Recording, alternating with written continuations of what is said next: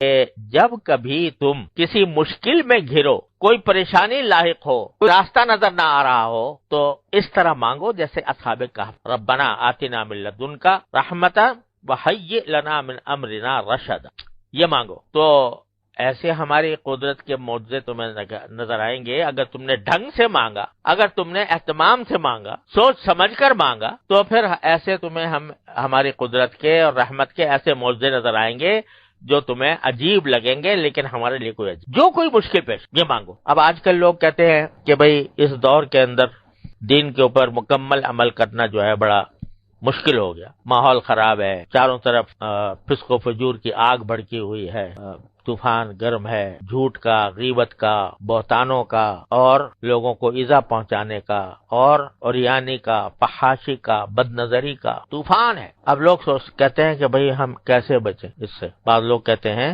کہ اگر ہمیں صحابہ کرام کے زمانے میں پیدا کیا ہوتا تو ہم بھی اسی جیسے ہو جاتے، لیکن ہم تو اس 14ویں 15ویں صدی میں پیدا ہوئے ہیں اور ایسے ماحول میں پیدا ہوئے ہیں کہ جو ڈوبا ہوا ہے معصیتوں میں، گناہوں میں۔ آدمی باہر نکلے تو نگاہ کو پناہ نہیں ملتی، مجلس میں بیٹھے تو زبان کو پناہ نہیں ملتی، کان کو پناہ نہیں ملتی، کوئی نہ کوئی مسئلہ انسان کے ساتھ رہتا ہے۔ تو کہاں جائیں، کس طرح ہم اپنے آپ کو بچائیں؟ تو اللہ تعالی نے بتا دیا کہ اس طرح بچاؤ کہ ہم سے مانگو۔ کیا مانگو؟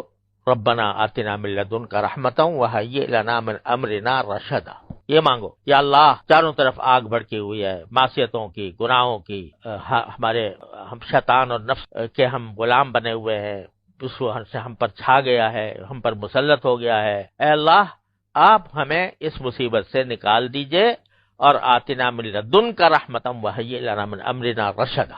پھر دیکھو کیا ہوتا۔ ہمارے حضرت پالا فرمایا کرتے تھے کہ یوں سمجھو کہ حشر کا میدان ہے اور اللہ تبارک و تعالیٰ کی بارگاہ میں کھڑے ہیں، اور وہاں اعمال بد کا پلندہ ہمارے سامنے کیا کچھ کیا۔ تو جب باز پرس ہوئی تو آپ نے یہ کہہ دیا جواب میں کہ اللہ میاں، آپ نے تو ہمیں اگر صحابہ کے زمانے میں پیدا کیا ہوتا تو ہم بھی ویسے ہی بن جاتے، لیکن ہمیں تو آپ نے ایسے زمانے میں پیدا کیا کہ چاروں طرف آگ بھڑکی ہوئی تھی اور چاروں طرف معصیتوں کا سیلاب تھا، گناہوں کا سیلاب تھا، حرام کا سیلاب، جہاں جاؤ رشوت کا بازار گرم تھا، کاروبار کرو قدم قدم پر رشوتوں کے مطالبے تھے، اور باہر نکلیں تو ہمارے آنکھوں کو پناہ نہیں ملتی تھی، اور خود ہمارے گھروں کے اندر جو ہے وہ عریانی اور فحاشی کا ایک بڑا سیلاب خود ہمارے ہاتھوں میں موجود تھا۔ تو ایسے میں ہم کیا کرتے؟ آپ نے پیدا ہی ایسے وقت میں کیا تھا۔ بظاہر تو تم نے جواب ایسا دے دیا کہ جو ہے اس کو سمجھنا چاہیے، لیکن اگر باری تعالیٰ اس کے جواب میں یہ پوچھ لے کہ ٹھیک ہے، ہم نے پیدا کیا تھا تمہیں ایسے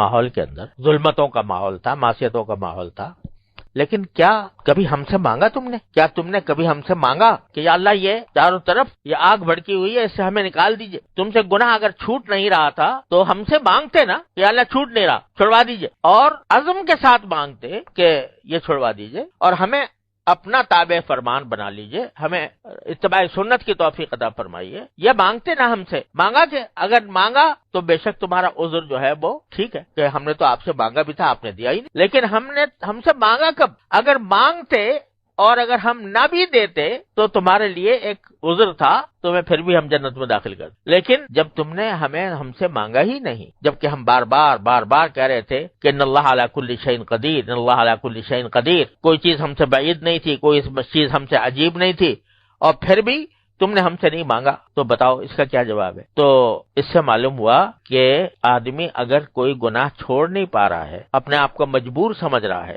مجبور حقیقتا نہیں ہوتا لیکن نفس اس کو مجبور قرار دیتا ہے، تو کم از کم اللہ تبارک و تعالیٰ سے یہ مانگتا تو رہے کہ ربنا آتنا من لدنک رحمتا وہیئ لنا من امرنا رشدا۔ یہ تو ورد زبان ہونا چاہیے، یہ تو قدم قدم پر آدمی کو مانگنا چاہیے کہ مجھے راستہ دے دیجیے، خود نکال دیجیے، آپ کوئی راستہ اپنے پاس سے نکال دیجیے۔ تو اگر کوئی بندہ یہ کرے تو کم از کم وہ ایسا ہوگا کہ اس کو اپنے کیے پر ندامت بھی ہو رہی ہے، شرمندگی بھی ہو رہی ہے، چھوڑنا بھی چاہ رہا ہے، لیکن وہ مبتلا ہے، تو اللہ تبارک و تعالیٰ کی بارگاہ میں حاضر ہو کر کم از کم اپنا عذر تو پیش کر رہا ہے، اور اس کی برکت سے یقیناً، اس میں کوئی شبے کی بات نہیں ہے کہ یقیناً اس کو راستہ ملے گا۔ بعض اوقات کچھ دیر لگ جاتی ہے، 350 سال لگ گئے، 309 سال، لیکن بعض اوقات کچھ دیر لگ جاتی ہے، لیکن ملتا ضرور ہے اگر کوئی مانگنے والا ہو۔ تو یہ ایک عجیب درس ہے جو قرآن کریم اس میں دے رہا ہے کہ خدا کے بندو مجھ سے مانگا کرو.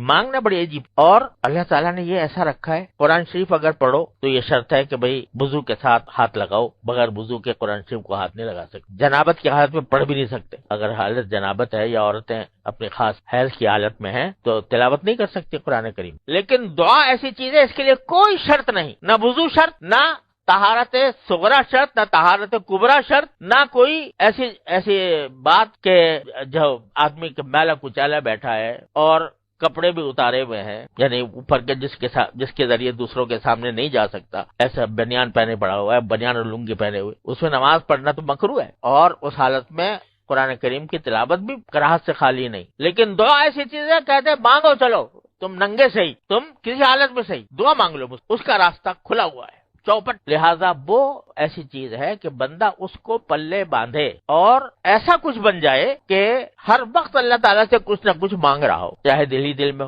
جو مسئلہ پیدا ہو گیا اس کو مانگ لے اللہ میں سے، چھوٹا ہو گیا بڑا ہو. حدیث میں رسول کریم صلی اللہ علیہ وسلم نے ارشاد فرمایا کہ اگر تمہارے جوتے کا تسمہ بھی ٹوٹ جائے تو اللہ سے مانگو. یہ کیا بات ہوئی؟ تسمہ ٹوٹ گیا تو موچی کے پاس جائیں، اسے ٹھیک کرائیں.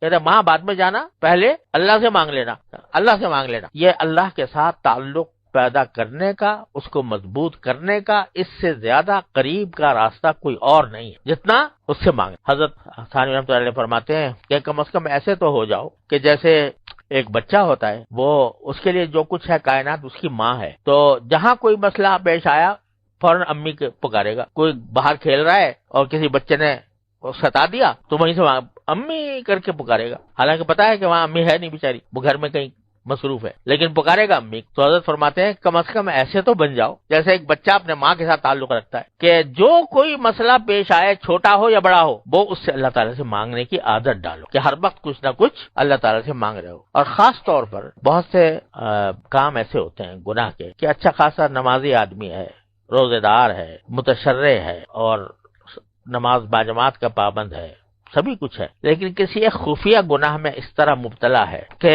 اس سے راہی نہیں ہو رہی. جانتا ہے کہ گناہ کر رہا ہوں اور پھر بھی وہ گناہ میں مبتلا ہے، چھوٹتا نہیں. کیا کرے؟ کم سے کم اتنا تو کرے کہ یہ مانگے ربنا آتنا من لدنک رحمتا وہیئ لنا من امرنا رشدا.